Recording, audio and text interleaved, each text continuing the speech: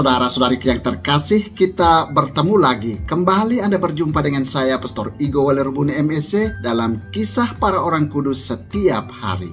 Hari ini tanggal 17 September kita memperingati dua orang kudus di dalam gereja kita, yakni Santo Robertus Bellarminus, uskup dan pujangga gereja, dan Santa Hildegardis, martir.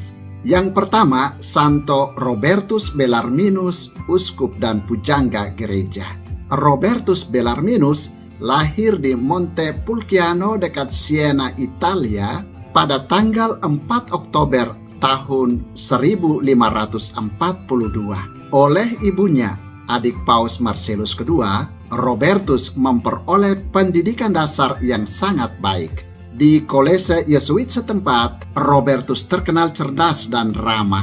Semua guru dan kawan senang padanya.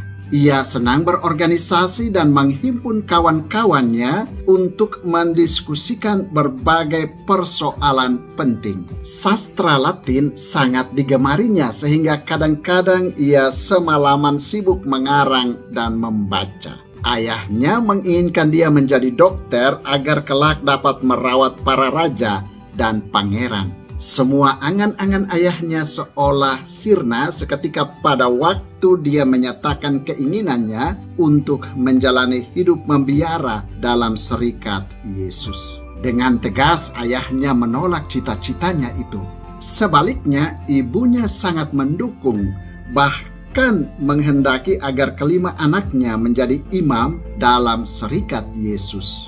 Dengan berbagai cara ayahnya menghalangi dia. Robertus tetap tenang menghadapi ayahnya. Aku rasa tugas seorang imam pun tidak jauh berbeda dengan tugas seorang dokter.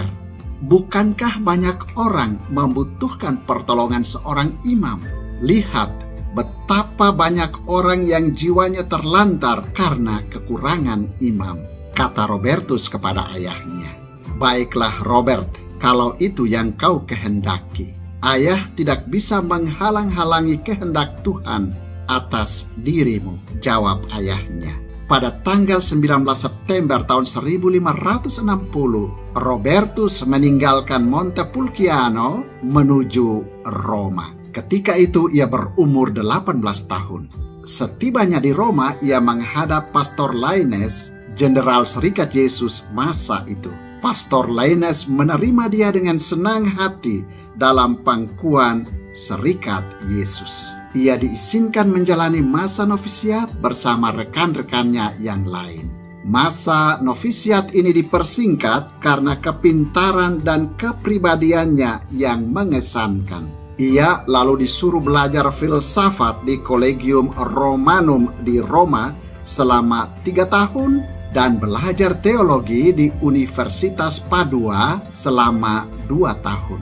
Karya imamatnya dimulai dengan mengajar teologi di Universitas Louvain, Belgia. Di sini ia meningkatkan pengajaran bahasa Ibrani dan mempersiapkan perbaikan terjemahan Alkitab Vulgata. Dari universitas ini pula, ia melancarkan perlawanan gencar terhadap ajaran Protestan dengan menerbitkan bukunya yang berjudul Disputationes.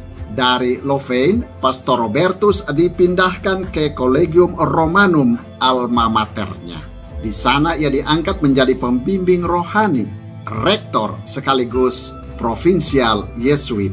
Di kalangan istana kepausan, Robertus dikenal sebagai seorang penolong dalam memecahkan berbagai persoalan iman dan soal-soal lain yang menyangkut keselamatan umum. Ia juga biasa dimintai nasihatnya oleh Paus dan dipercayakan menangani perkara-perkara gereja yang penting.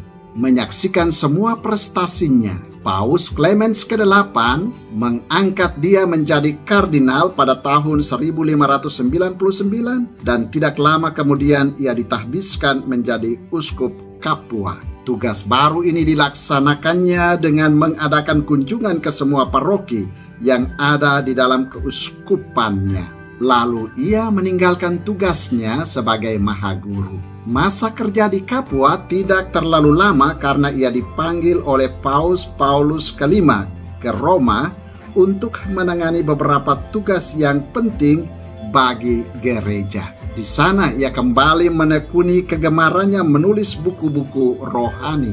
Ia mengisi tahun-tahun terakhir hidupnya dengan menulis tafsiran kitab Mazmur dan ketujuh sabda terakhir Yesus sebelum wafat di kayu salib. Dua buku katekismus yang dikarangnya sangat laris dan beredar luas di kalangan umat sebagai bahan pengajaran bagi para katekumen.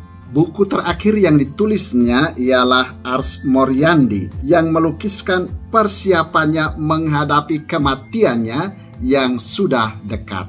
Buku ini ditulis pada saat-saat terakhir hidupnya di novisiat Santo Andreas di Roma. Setelah membaktikan seluruh dirinya demi kepentingan gereja, Robertus Bellarminus mengembuskan nafasnya yang terakhir pada tanggal 17 September tahun 1621 di novisiat Santo Andreas, Roma.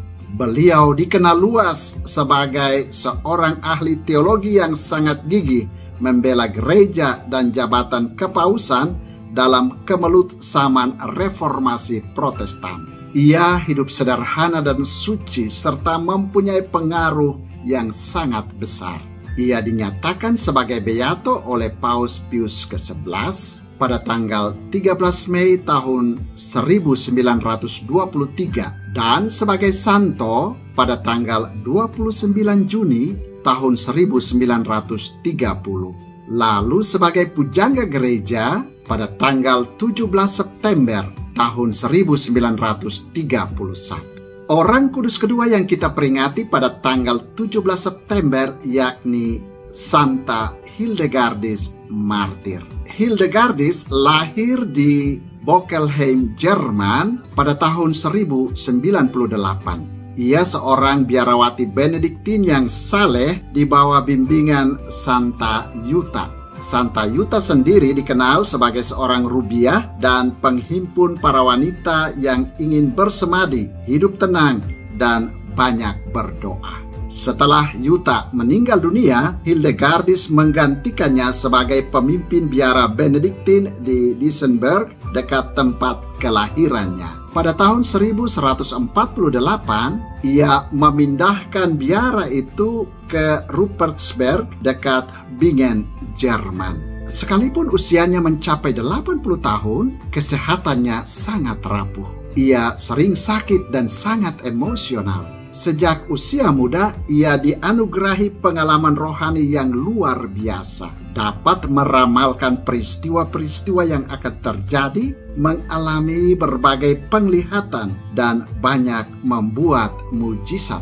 Biarawati Benediktin ini senantiasa mengajak orang lain agar mau mengubah cara hidup, menerima penderitaan, dan bersemangat tobat. Banyak orang seperti para bangsawan, uskup-uskup, rahib-rahib, dan suster-suster datang kepadanya untuk meminta bimbingan rohani. Meskipun demikian, banyak pula orang yang bersikap sinis kepadanya.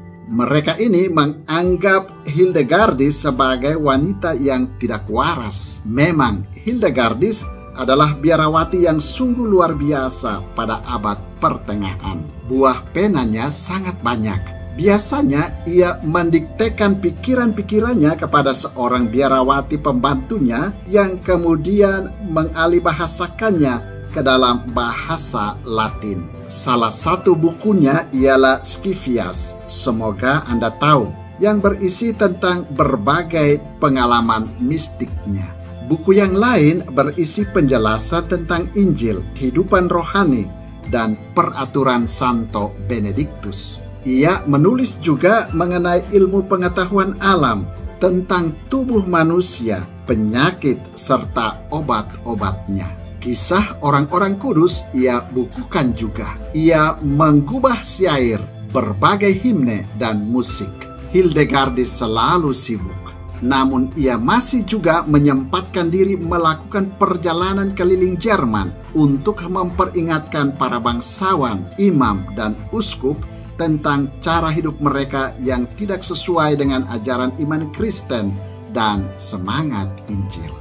Keprihatinannya terhadap keadaan gereja yang bobrok mendorong dia untuk rajin berkhotbah di alun-alun. Orang-orang yang mendengar khotbahnya terpukau, insyaf, lalu bertobat. Ia tak jemu-jemunya menyurati para pemimpin seperti paus, kaisar, raja, dan tokoh-tokoh masyarakat yang berpengaruh besar seperti Santo Bernardus Clairvaux. Hildegardis akhirnya meninggal dunia di Rupertsberg, Jerman pada tanggal 17 September tahun 1179. Saudara, demikianlah dua orang kudus yang kita peringati pada tanggal 17 September, yakni Santo Robertus Bellarminus, uskup dan pujangga gereja, dan Santa Hildegardis, martir. Santo Robertus Bellarminus dan Santa Hildegardis, doakanlah kami. Tuhan memberkati.